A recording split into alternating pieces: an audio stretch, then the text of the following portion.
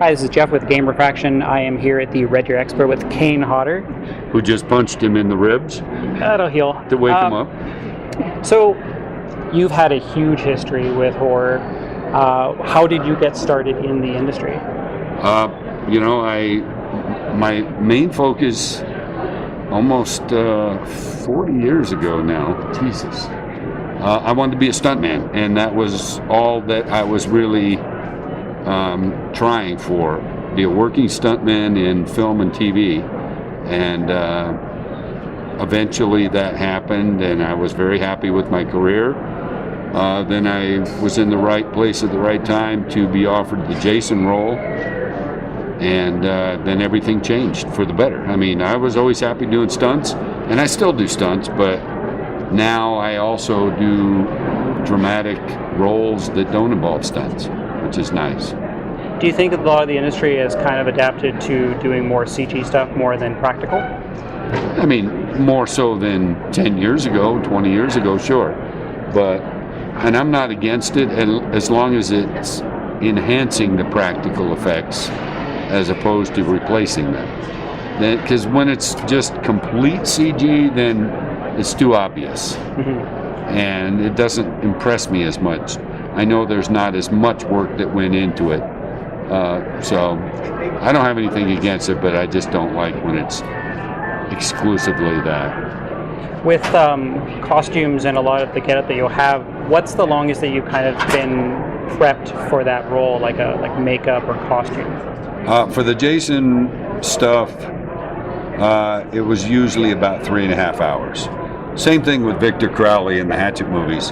About 3.5 hours of makeup, which, doesn't sound that bad until you realize that's 3.5 hours of makeup before your day starts. Yeah. It's not part of your day. That's before your 12-hour typical shooting day starts. So it makes for some long days, and sometimes, depending on which movie, the makeup has taken as much as an hour and a half to remove.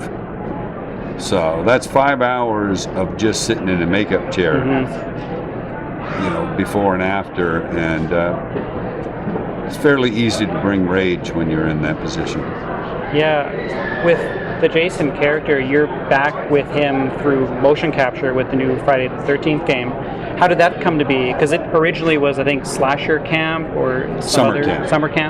Summer Camp. They approached me and said that, in their opinion, I was the best actor that played Jason, so they wanted me to do motion capture for a character similar to Jason in a game called Summer Camp.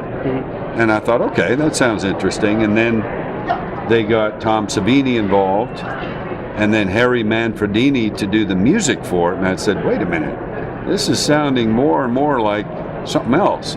Then they went to Sean Cunningham with that group assembled, and Sean said, okay, let's make it the official Friday the 13th game. So that's when it became that. And I was always kind of hoping that would be the case, but I wasn't sure. And when it did, I thought it's going to be so much better now. And to do the motion capture, I had done some before on a game that never came out. But you're wearing spandex and you're trying to be scary. Tons of little things all over you. Are you just doing the motion capture for your Jason, or are you doing the motion capture for all the iconic ones? That's interesting, because it was mainly the one that they liked, and the one I still like is Part 7. Yeah. So that was the main focus of it. But at the same time, with their Kickstarter, I think it was Kickstarter, thing that they raised so much extra money, they decided to let people have the choice of what Jason to play. You can play as Jason or as a counselor, but you can now play as Part 7 Jason, Part 2, Part 3, and I think 1 or 2 others. So, in answering your question, I was kind of had a little dilemma because I always said that I would never run as Jason because I didn't think it fit the character. By the time I played the character, he's more of kind of a zombie. So I thought, I'll never run as Jason. Now they tell me, okay, but you're doing the motion capture for the game, but people can play as Part 3 version of Jason. And Jason ran. Mm-hmm. So I was like, I don't really want somebody else to do it, certainly. So out of respect to Richard Brooker, who played Jason in Part 3, and he ran, I did some mocap running. You won't play as Part 7 running, but if you're playing as Part 3 guy, I got to do what, I'm not the only person that played Jason. Yeah.